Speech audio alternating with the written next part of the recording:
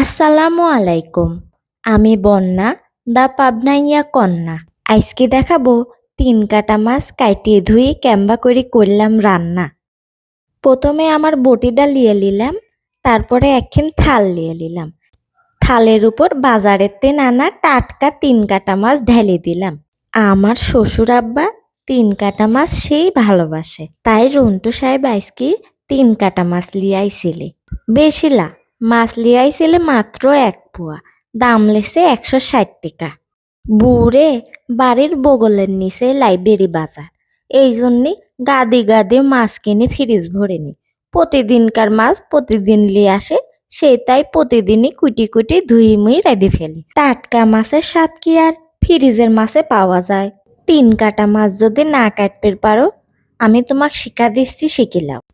প্রথমে একখান মাছ হাতে লিবে। মাছে দেখে ফাইন 2টি হাত রয়েছে ছোট ছোট, এই কুটি কুটি হাত 2টি আগে কাটি ফেলা দিবে। তারপর দেখবে মুখের সাথে লম্বা লম্বা 4-5টা দাড়ি লেগে রয়েছে, সেই দাড়িটাও কেটে ফেলবে।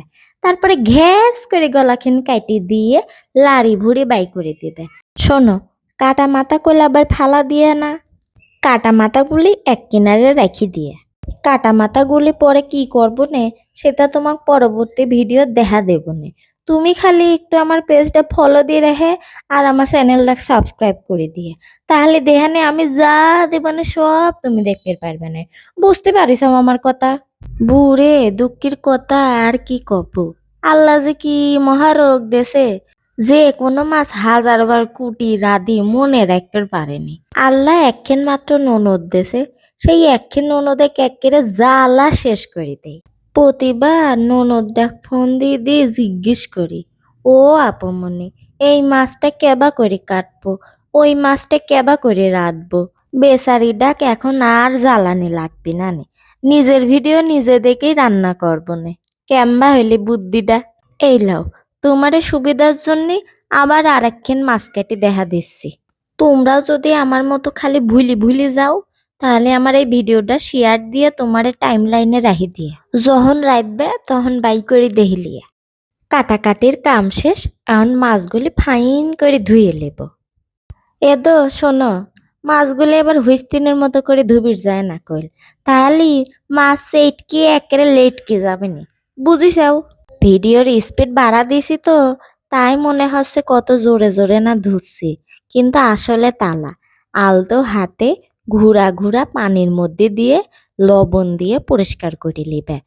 এম্বা করে 4-5 বার ধুই লিবে, তাহলে মাছের আইষ্টি গন্ধটা চলে যাবে নি। এখন কেটে রাখা মাছের মাথাগুলি লবণ দিয়ে বারবার ধুই নেব। বাটাবাটির কাম শুরু করে দিলাম। ভিডিও করার আগে জিরি বাটি বসে রয়েছি, তাই আবার তোমারে দেখা দিচ্ছে যে কতটুক জিরে লিছি। হেনে আমি 1 চা চামচ জিরে বাটি থইলাম। তারপর 10-12টা রসুনের কুই বাটি নিলাম, 10-12টা কাঁচামরিচ বাটি লেবো। ফ্রিজে সব বাটা মশলাই ছিলি, তারপরও পাটায় বাটি নিলাম। টাটকা মাছের সাথে টাটকা পাটায় বাটা মশলা স্বাদই অন্যরকম হয় তরকারির।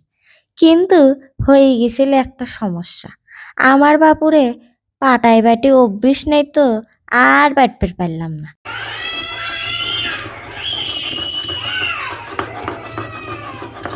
শুনিসেও, সাথে শালপলের যে কি যন্ত্রণা ছিল রে বাপুরে, রাঁধবো না শালপলের কাদা থামাবো।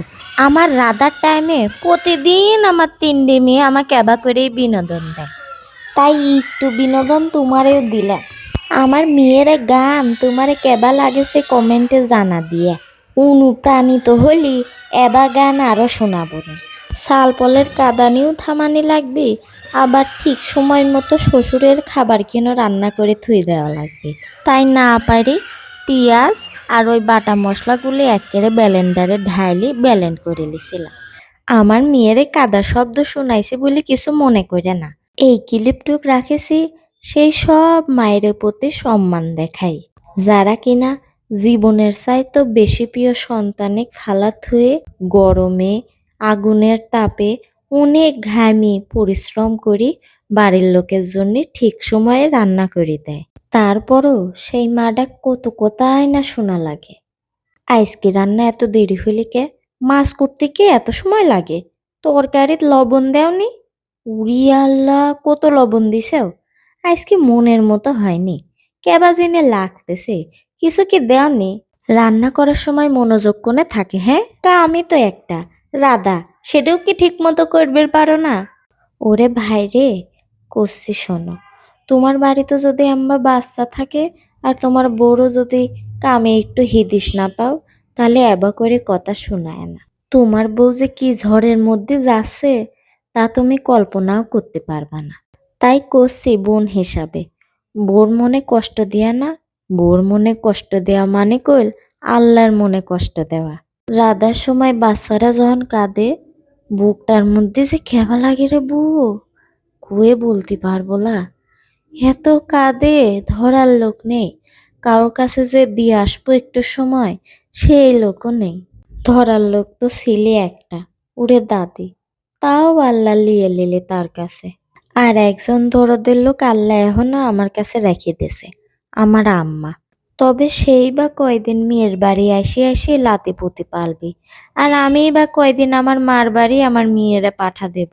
তাই বুকের উপর পাথর চাপা দিয়ে শক্ত মনে মেয়েরা কাদা সহ্য করি আর রাধা বাড়া করি। আমি জানি আমার মতো একই পরিস্থিতির আমার মেলা বুড়া পড়ে রয়েছে।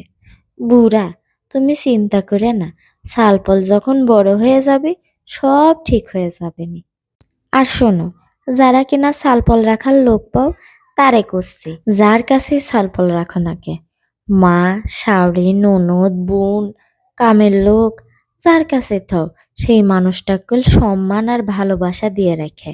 তা না হলে এই মানুষগুলি হারা গেলি কল, বিপদে পড়লি আর মানুষ হাতা পায় বেনানে। সুখ দুঃখের আলাপ আর ফিরিত জ্ঞান দেবের যায় কেবা করে নানতেছি, সেই কথা কবার কথা তো ভুলেই গেছি। লেও শোনো, কই দিছি। প্রথমে চুইলি ধরাই কড়াই বসা দিছি। কড়াইটা শুকা যাওয়ার পরে সোয়াবিনে তেল ঢেলে দিছিলাম।